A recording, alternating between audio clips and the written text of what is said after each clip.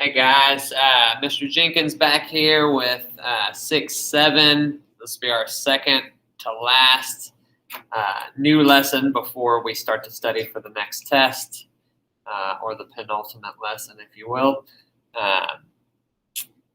So here we go. This lesson is all about inverse functions. Okay, so first of all, just a general idea of what that means. It says these two relations are inverses of each other, and what do you notice? All right, so there we see our table of values for relation S, and then the inverse of relation S. And what you should notice is that the X and Y values are flipped. All right, what this looks like graphically is a reflection across the diagonal line y equals x. Okay, I'm going to skip over example 1 just because example 2 is the same type of problem and just has a little bit more. There's something else that's kind of worthwhile touching on. All right, so find the inverse of the relation and then graph the relation and its inverse. So I'll go ahead and do the easiest part first. I'll go ahead and graph relation t. I'm going to graph that one in this color. So 0 goes to -5. 1 goes to -4. 2 goes to -3. And 3 goes to -3. All right. So to get the inverse, we just flip flop the x and the y values. So my input row is now going to be this output row. So -5, -4, -3, -3. And my output row was going to be the input row of the other one. So 0, 1, 2, 3. So when we graph this, and I'll graph this one in blue, -5 goes to 0. -4 goes to 1. -3 goes to 2. And -3 goes to 3. All right, so now you get a good picture of what I meant. It's a reflection across the diagonal line. You know, y equals x. So, if you had this imaginary line, you remember studying reflections and stuff, that's just a reflection across this line right here, right? So you can see that, and that's worthwhile to know.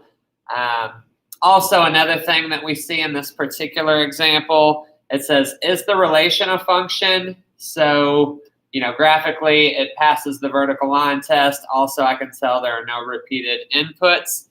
So the answer to this first part is yes.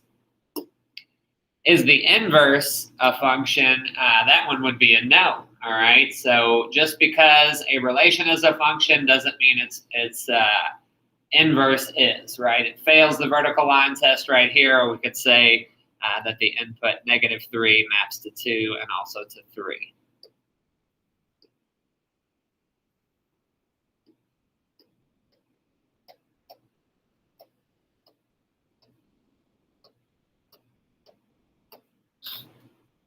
Or you could just say no because it fails the vertical line test, if we're thinking about that graphically. All right, so now an example that you will have to know for the test. So this would be part of your learning target. Is if you give me a function rule, I can find its inverse rule. All right. So example 3 is going to be important. So given that f of x is equal to 3x plus 5, find the inverse relation of f of x. Okay. So just so you know, the way we denote that, a function, or the notation we use is going to be like this. F, it looks like f to the power of -1 of x, but that just means the inverse of f of x is equal to what? That's what we're trying to find, the function rule. If it's a MathXL problem, it's going to look like this. All right, most importantly right now, here are the steps. So it says replace f of x with y if necessary. So we can rewrite this as y equals 3x plus 5. And then here's the key step. Here's what you have to remember. Here's where we swap the x and the y values. You do the same thing with this rule. All right, so you rewrite it as x, do that in a different color so it sticks out. X equals 3 times y plus 5. So the only thing I changed from here to here was the x and the y. So I'm flip-flopping basically the domain and the range. All right, then I have to be able to solve for y. So what that would require here is moving over the plus 5. It's going to give me x plus 5 equals 3 times y. And then divide everything by 3.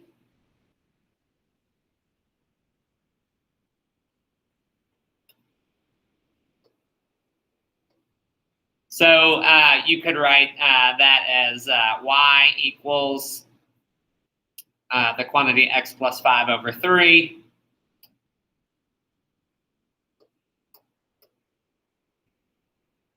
Or you could write, it's 1/3 x plus 5 over 3, either way. All right? Now, how can we tell if this is correct? Well, if it's MathXL, it would tell us. I just wanted to show you this on your graphing calculator or Desmos as well. The other way you could do it is just to type in both functions and look for that inverse relationship. So 3x plus 5 was our original f of x rule. And then we're claiming that the inverse of that is x plus 5 over 3. All right, so I'm going to use my alpha y equals to bring up my fraction bar. Okay, and then x plus 5 is my numerator over 3. So now let's look at the graph.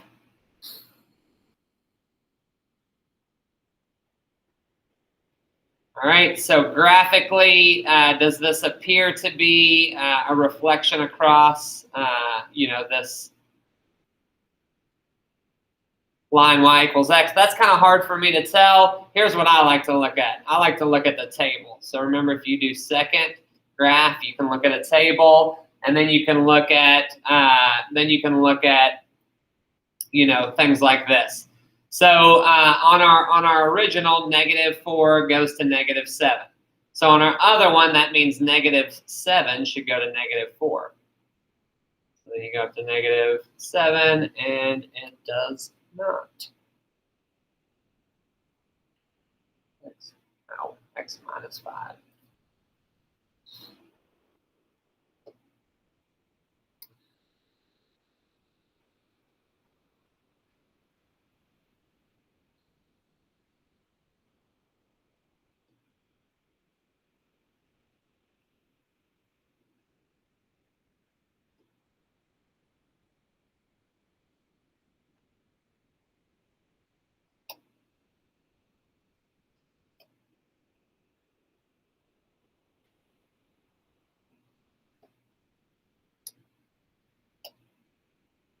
All right, so the first thing we'll want to do when we're solving for y is to move the plus 5 over there, which would give us x minus 5 equals 3y.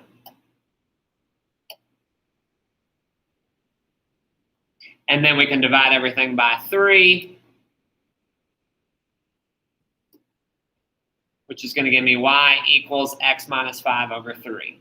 Okay, y equals x minus 5 over 3. So our inverse function rule is, and again, it looks like f to the power of -1 of x, but this just says the inverse of f of x is equal to x minus 5 over 3. So you can trust your work. You can also see it in your graphing calculator. So if you type your original f of x function, 3x plus 5, and then what we claim is the inverse, remember you can type this in with x minus 5 in parentheses, or if you have a newer one of these, you can do alpha y equals to pull up the fraction bar. And then x minus 5 is my numerator. My denominator is 3. Then we can look at the graph. There's the original. Here comes the inverse, right? And you can tell, if you're more of a visual person, this is reflected across that diagonal line that goes across your screen, y equals x. If you're more of a numbers thinker, I like to look at the table, and then you can look at stuff like this. So you could say, let me find an easy one that'll be easy to get to. So let's see on our original function, -3 goes to -4.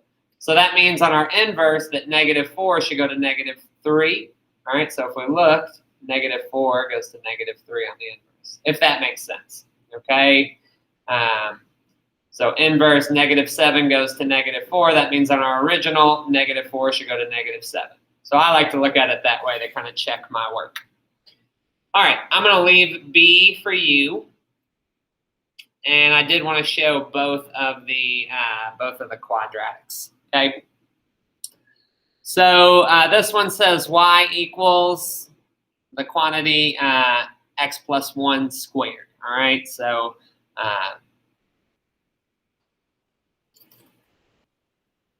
let's go ahead and set it up. So we're going to say the inverse, we'll call it of f of x, even though that's not what they use, is what? All right, so first thing we want to do is flip-flop the x and y values. So rewrite this as x equals the quantity y plus 1 squared. All right, so the first thing we'd want to do is get rid of the squared. So the inverse of that is square root. What you have to remember to do is when you take the square root, you do the plus or minus symbol, okay? So that's going to give me that plus or minus the square root of x equals y plus 1. Then we bring over the plus 1, so we end up with plus or minus square root of x minus 1 equals y. So that's my rule, plus or minus square root of x minus 1. Okay, and again, I'm just going to look at this graphically. Also, we can figure out where is the plus or minus button. Well, is there a plus or minus button? I think there is. If not, I'll show you another way you can type it in. All right, so original function rule is the quantity x plus 1 squared. So x plus 1, close parentheses, and then squared. All right, our rule is plus or minus. I think that symbol is under math, if I remember correctly.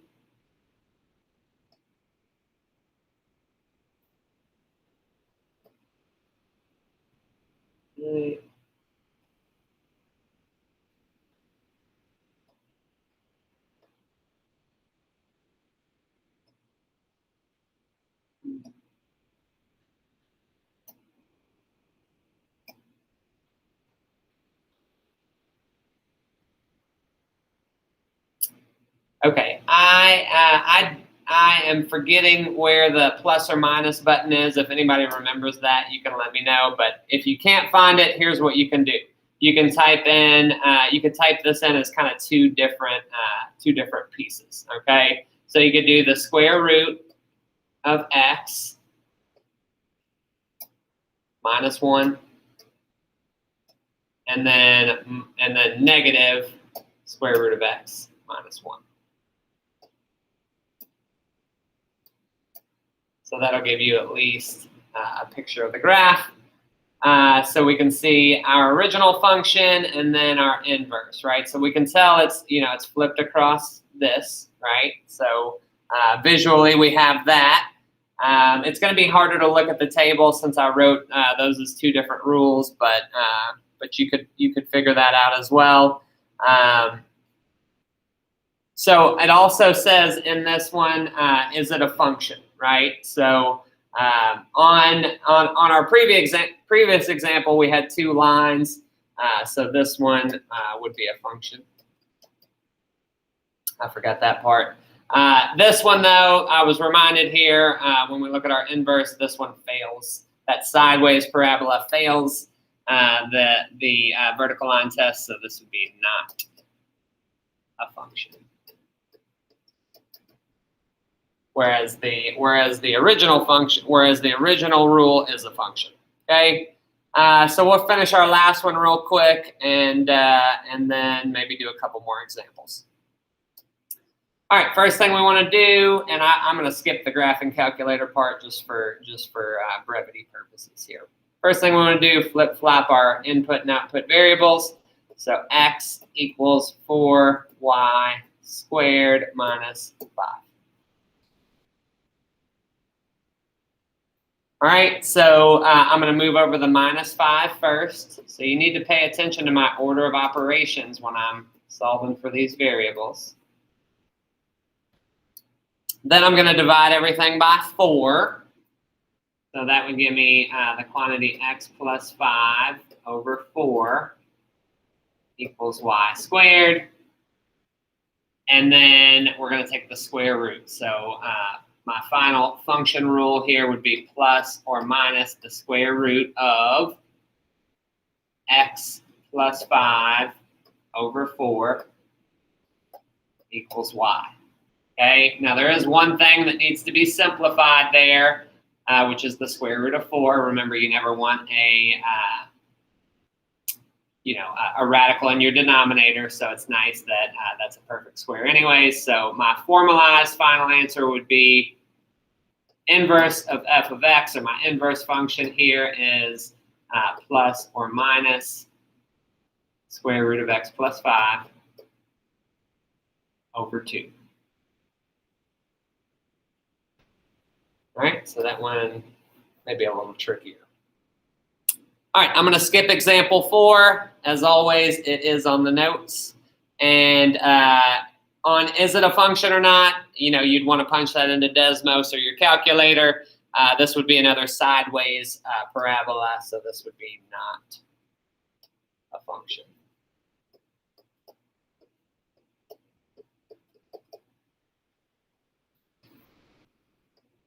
All right, so moving on, I just want to show you this last type of example.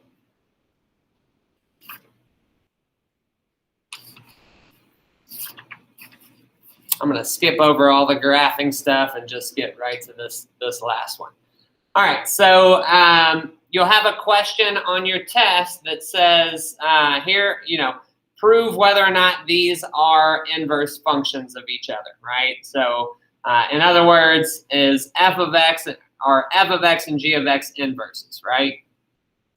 So the way that we can test that is just find like f of g of x, and if they are inverses, then all that should be left is x.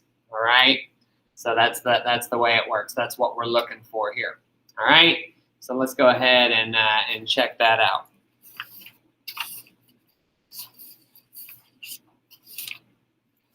All right, so you want to make it work both ways. All right, so if f of g of x, if that works to give us x, then we got to test the other way as well. All right, so that means we're going to sub in 1/3 x plus 1 for that x. So that'd be 3 parentheses 1/3 x plus 1, close parentheses, minus 1. I'm going to let my screen catch up here. All right, so when we distribute, we get 1x plus 3 minus 1. Simplify further, that would be equal to x plus 2. All right, so it's not equal to x. So in this case, I don't need to check the other way. All right, I know because it did not equal x, these are not inverses. If you ever forgot this, the other way to do it would just be, find the inverse of this. Does it equal this? Okay, that would be the other way to kind of handle that. All right, so the next one, it says for x not negative, not 1 or 0. So think about why they say that. We couldn't plug 1 in here. We couldn't plug 0 in there. So thinking about those restrictions. Doesn't really affect the problem, but it bears pointing out that we need to think about those restrictions. All are f of x and g of x inverses of each other? All right, so we'll just start with f of g of x and then go from there.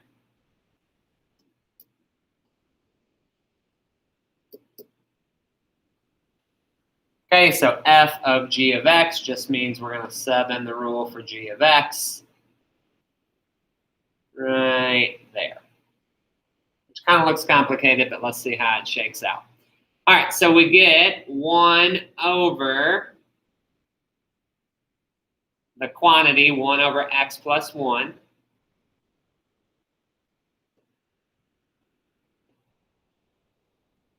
Minus 1. All right, so before I do anything with the 1 over thing, I am going to simplify my denominator, okay? So plus 1 and minus 1 make 0. So really that's just 1 over x, which is a little bit simpler, easier to deal with, right? So remember what this means. This means 1 times x over 1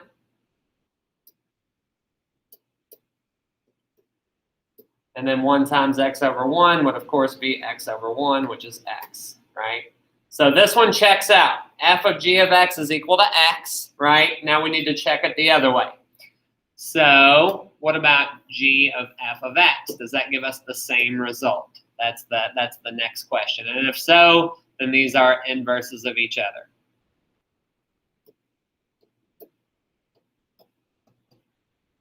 So what's that mean? That means take our rule for f of x and use that as the input right there, okay? So that would be 1 over, again, this is going to look complicated, but we'll figure it out.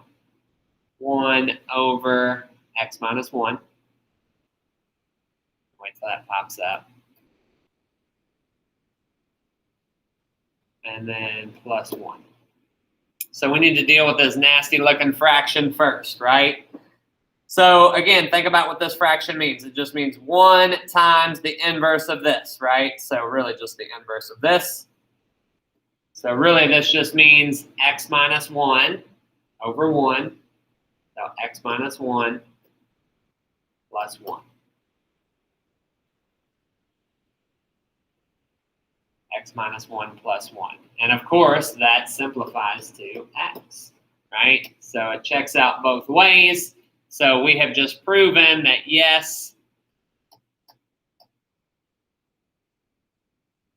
f of x and g of x are inverses.